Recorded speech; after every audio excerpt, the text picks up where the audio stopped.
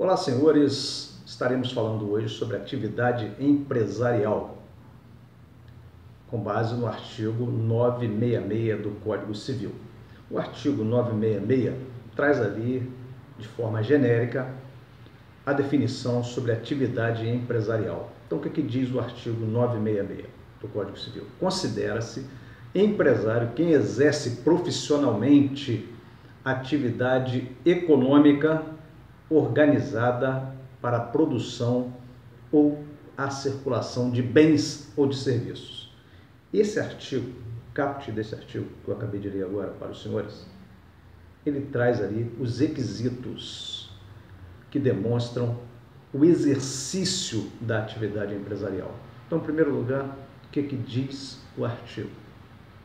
O primeiro requisito é aquele que exerce profissionalmente determinada atividade, que tem que ser econômica, atividade econômica, e depois organizada. Então, temos aqui a definição e os requisitos genéricos para o exercício da atividade empresarial. Então, aquele que exerce profissionalmente determinada atividade, que esta atividade tem como objetivo econômico, ou seja, a obtenção de lucros, e deva ser organizada. E, em quarto lugar, que tenha como objetivo a produção ou a circulação de bens ou de serviços.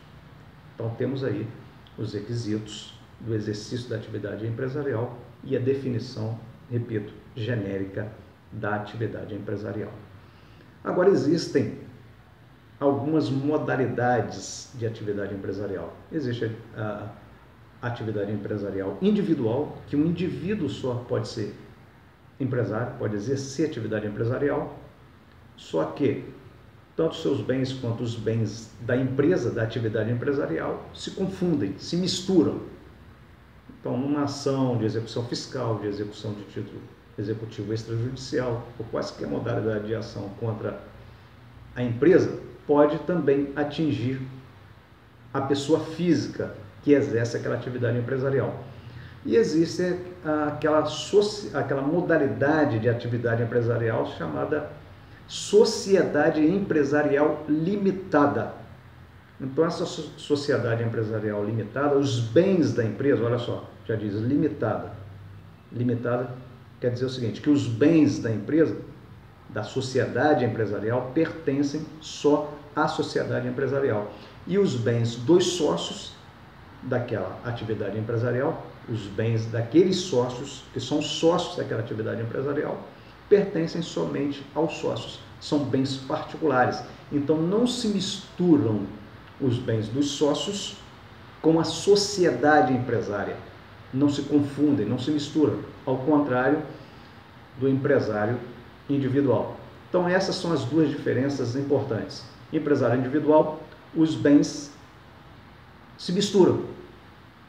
Os bens da empresa com o bem da pessoa física que exerce atividade empresarial. Já na sociedade empresarial limitada, os bens não se confundem. Essa questão aí é que se difere da sociedade empresarial limitada para o empresário individual.